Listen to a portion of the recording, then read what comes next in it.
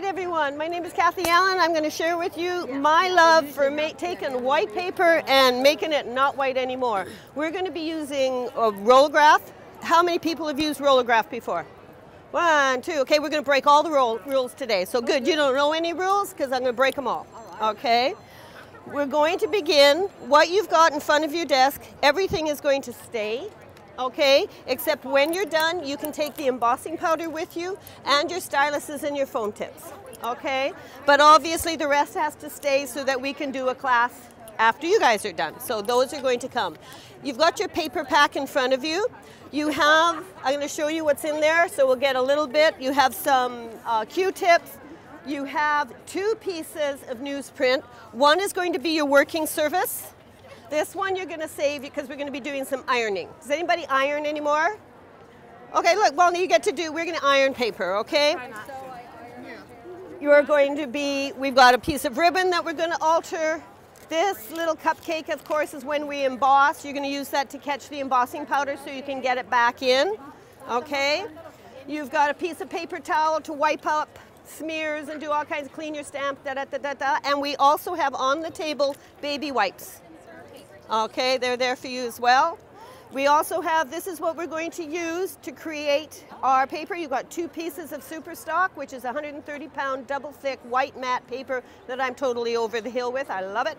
And a strip that we're going to play with. Okay, so that's what you have in your paper pack. We're going to begin with using the rollograph, and we've actually popped it in to the handle for you. Mine's got ink on it. This is the handle, comes separately. Rollagraphs simply get popped in to the sides like that. You can get little cartridges that park into the base of this and they become inking machines.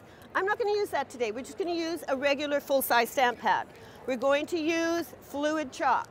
Now, the reason I love fluid chalk is because it is not just a regular dye-based ink, it is blend. It is a blend of pigment and dye. That gives it the qualities of both. All right, because it has qualities of dye, it's going to dry quick and allow us to move forward fairly quickly, okay? And because it has qualities of pigment, it makes it much more light fast than regular pigment ink, which is really important to me. When I am inking a rollograph, okay, we're going to do this, and what I'm going to do is you're going to get out your rollograph, and I want you to take pumpkin spice. What I'm going to do is we're going to use it in a real unique way. This is how you ink a rollograph. Count with me, watch me go. 1, 2, 3, 4, 5, 6, 7, 8, 9, 10, 11, 12. We should have it covered by now. If you're not sure, 13, 14, 15. Okay, I just want you to get lots of ink onto that rollograph, okay? And you want it all over. So just get it loaded with ink, and now we're gonna play, I'm gonna work on the other side of mine, all right? The first one, you're just gonna do the corner. So now what you're going to do is you're going to take that one and we're just going to do the corner, and watch, we're going to break all the rules. The only thing I want you to do is start before the paper and end after the paper. Okay? And it's really easy. Anybody can do this. Done. Can you do that? And just the corner. Just the corner, just like that. Back and forth, over top of it, smear the ink. Look at the transfer. Is that good? Okay, over top. Yes, perfect. Anybody can do this. You can do this with 4-year-olds because the idea here is just to have some fun. Right now, this rollograph is not being a stamp, it's being a brayer, and we're getting the bonus of an image. Okay, the next one I want it to be a little more precise, and close to you, you will find a guide. It is called a stamping guide, and it's basically for the rollagraphs. It does come in 2 parts. So it can snap together. So if you're a scrapbooker and you do 12 by 12 papers, you can use this across the 12 by 12 piece of paper. But we're only doing a 6 by 6 scrapbook page, so we just need half of it, okay? And what I'm going to do is it's just going to help me roll straight, and I'm going to take that rollograph. It's got these little non-slippy feet things here. Can you see the non-slippy feet things? That'll keep it from sliding it around. And I'm going to set it on there so that it's going to be, what do you figure, about 1/4 of an inch on the inside? Okay, so that's where my guide is. And hang on, I'll show you how to do it. And then I'm going to turn you loose. So I'm going to set my stamping guide on there. I'm going to ink my roller stamp. How many times am I going to roll it? 10, 20. Yeah, a whole bunch. Get it really well covered. And if you run out of ink, what are you going to do? Ink it again. Thank you, because this is what? This is your car. If you have a car, what do you buy when you go to the gas station? You buy gas. You need to have refills for your stamp pads. Basically, if you're not re-inking your stamp pad, it is like throwing your car out because you ran out of gas and buying a new car full of gas, okay, which is silly. So now we're going to start, again, I want you to start before the paper and after the paper, hold down that guide and simply go, look at this. Whee! Back and forth, rolling along that path, transferring that image, okay? At this point, we can do it again. Do it again. You're getting good at it now, right? You're getting good at it? Are all of you good at this now? Do it again. Okay? Put down your guide. Ink your roller stamp. Ink it up. Get it all nice and inky. If you're short, I like to stand up because I'm short. And you're going to start before and roll it across. Whee! Just roll it across. And look at this. And then I can take that ink and I can work it all the way down the page. Because I'm just using it as a brayer, right? Okay. Shouldn't we get a different color? Are you bored of pumpkin spice yet? Okay. I want another one. Okay, so just take this one out. Okay. Set it aside. Now you're going to ink the stamp again. Get it nice and inked. Roll it, roll it, roll it, roll it, roll it. Get that thing loaded. Okay. To change them or just the same one? You can, yeah, just, no, you can go right, put in the new stamp, and then you don't have to clean it. So pop in the new one. It's the same image. It'll just keep us from cleaning, right? Is it the ocean? It's the ocean, yes. Everybody's got ocean? Ocean, ocean, ocean, ocean, ocean. Ocean, ocean, ocean, whatever color you decide on, ocean. Okay, ready? Now I'm going to take that and look at how much I'm going to overlap. I want to create an overlap. So this time I'm going to, I don't know, I'm going to leave about 1/2 inch, 3/4 of an inch. I'm going to start in about, I don't know, 1/2 inch, 3/4 inch. Obviously, none of this is written in stone. Start before the paper and after the paper. So you're going from here all the way across, and then watch, I'm going to change the rule. And now I'm going to go up here and just transfer some of the color. Okay.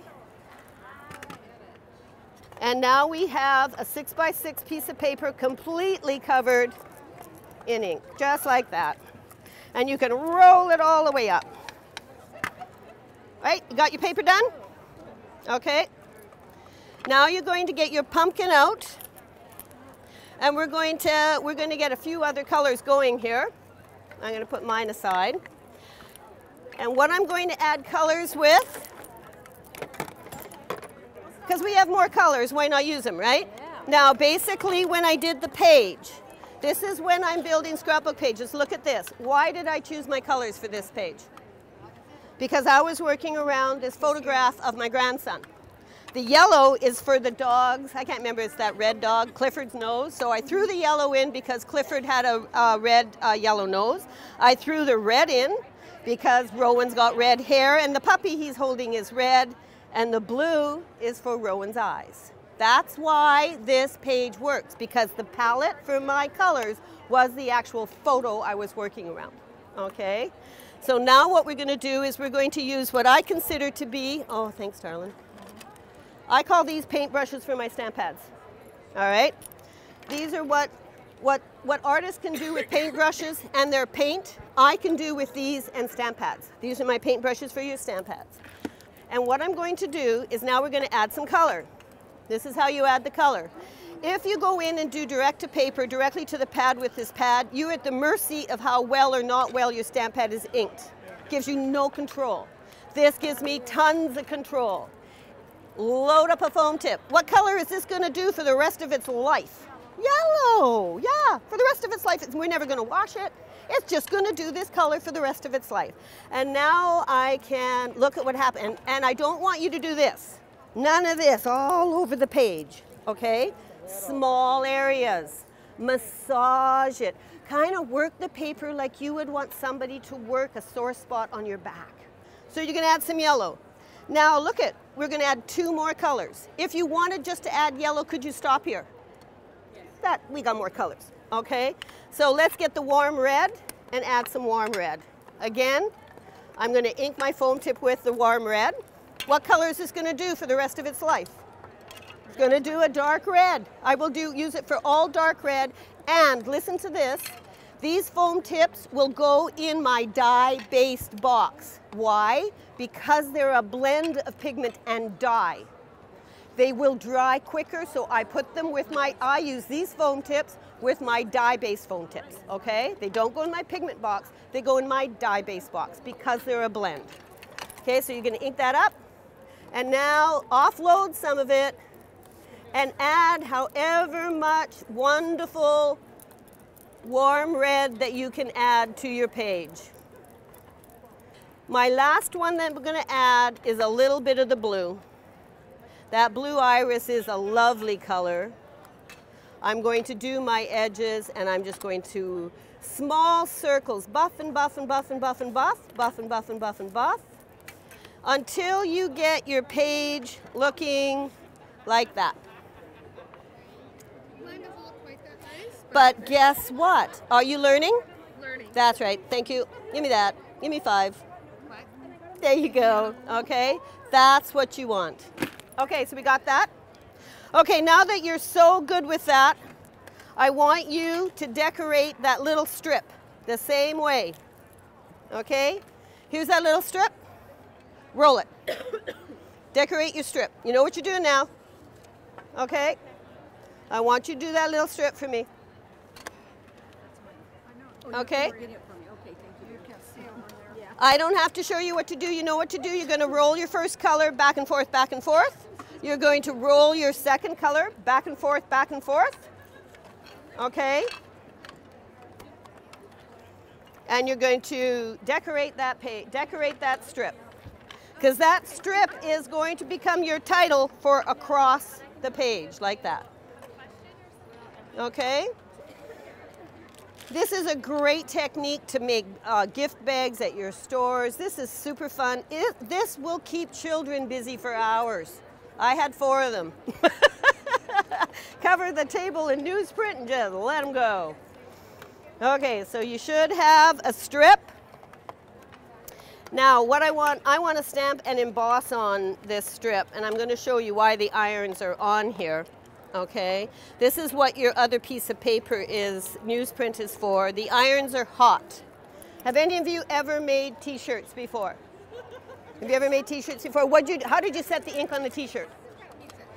You heat set with an iron. That's what we're going to do with the iron on the paper. Anything you iron, anything you heat set with a hot iron becomes much more light fast and permanent. It is the nature of this beast. What you're going to do, this is what the second paper is for. It's just clean newsprint. Okay? I want you to iron your page. You have an iron close to you. All right? And take your second newsprint. This is nice and hot. And you're going to place the newsprint on it. This just keeps the iron from getting coated in ink. And you iron it to cure and instantly dry the ink so we can add more layers. Okay? There you go. So you want to do that. Okay, now what I want you to do is get your chestnut pigment ink. Okay? Which is the brown one. Okay? So get the brown one and get the large, beautiful leaf that is on the block there. It's all ready for you to go. Okay? Yeah. And you should have, you're going to do this over top of your little cupcakey thing, so it's going to collect it. Okay? Pardon me? What you're going to be doing is using this, where's my stamp? I want you to get this. Okay? So get this one here. Okay, and now what you're going to do is we're going to flip, and we're going to use classic pigment ink. Classic pigment ink will stay open much longer so that we can add embossing powder to it, and it grabs the embossing powder, right? Okay, classic pigment ink is also, and remember this, the most light fast, the most archival ink on the planet. It is what I choose to do most of my projects with. That's why I use fluid chalk, because it's pigment ink in it, or classic pigment ink. But right now I want to emboss. So you're going to grab your stamp pad, and I want you to ink your stamp. You want to get that leaf nice and inked. Okay, yep. There you go. You're going to stamp it on your paper, and I'm going to hold it up. And that's what you're going to do. Create a pattern down one side. And you're going to stamp, add the powder, use the heat gun to emboss. Stamp, add the powder, use the heat gun, and emboss. So you're going to stamp that. I like to stamp standing up. Me too. I have an island at home in my studio. Yeah, I need to stamp. I'm short, so I need to get over top of things. Okay. I'm going to add my powder. Do you notice that because we ironed it, that the powder didn't cling anywhere over the rest of the paper? And that's what the ironing does. It heats and it cures that ink so that we can emboss on top of the other one. Here's a little trick that I'll show you that I often do, because up in Alberta it can get really dry, and I like to know if I've dried it enough. Take your embossing powder and do this before you even stamp. Spill it over the entire page. If it sticks anywhere, what are you going to do? Iron it again. It's just a simple test. If you want to make sure that your powder is only going to stick to the image that you want to emboss, pour the powder over the page, see if it's going to stick. If it sticks, re-iron. Brush it off on your pants and re-iron, okay? Yeah, because 2 per person. Thank you. There you go. Yep, we're going to take that ribbon and look what you're going to do to the ribbon. This was white ribbon when it started, okay? I don't buy a million colors of ribbon. I make ribbon, right? So what you're going to do is take the warm red fluid chalk and you're going to pounce it. Can I borrow your tool? Not as much, because you want to saturate it. If you do this with your stamp pad, you end up wasting a lot of ink. So it's actually better to take your stylus, okay, and just saturate that puppy. Oh. Just work it, work it, work it, work it, work it. This is almost an exercise, okay? You can almost call this working out. Just saturate that puppy, okay? Make your ribbon red. There you go. And you know what? For the what, you can do both sides. So it's really, really, really red. One piece is actually going to be going down on your paper like so. The other one we're going to tie. So you can see I did one piece where I only worked one side because you weren't going to see the back, right? When you stamp your little leaves on it, you're going to use the pigment ink. Does anybody know why I switched to pigment ink for the little leaves? Because it dries fast? No, because it's actually, pigment ink is really happy to sit on top and it won't bleed out. We have a freshly altered surface. If I go on there with another blended ink, what's going to happen? It's going to bleed out a little bit because of the dye-based quality. So I flip to pigment, and then you're going to iron, right? You have got to iron your ribbon after you've stamped it with the pigment ink leaves, and that is going to make it permanent and good to go. You have on one of these, you're going to see it has the little leaves on one side, and it has my friend on the other side. Use the little leaves to put on your ribbon. If you wanted to stamp my friend across the ribbon, could you do that? Because I can't stop you, right? So you can either put the leaves on the ribbon or my friend. I'm going to let you guys choose that, okay? So now you've got a piece that is here. You've got your strip that looks like this. What is this strip missing? It needs some color, doesn't it? Yeah, add some color. If you look at the difference between the sample. Oh, you okay, sweetie? Good. Oh, that's beautiful. Okay. There you go. You can see what I did was I added some more color to my strip. Okay. Perfect. Look at you, smarty pants. Okay. There we go. Now, all you're going to do now, we have photos. If you would like a picture of my little grandson, Rowan, okay, I have a photo for you so you can assemble your project, okay? But if you want to just take it and use your own photo, you are more than welcome. So this is at the Stamps of Life Stephanie Bernard stamps. Those are the stamps that you use today. You do have in front of you scissors and glue and tape, and there's a little bit of foam dots so you can assemble your project for those of you who want to assemble. Okay? Did you learn something new? Did you learn something new? Okay? Yeah. All right. This tool I haven't used. It is. Now look at this. That's rollograph too. That's traditional rollograph. Okay? On foil, cut apart. That's what your rollagraphs can do. It's just a different stamped image.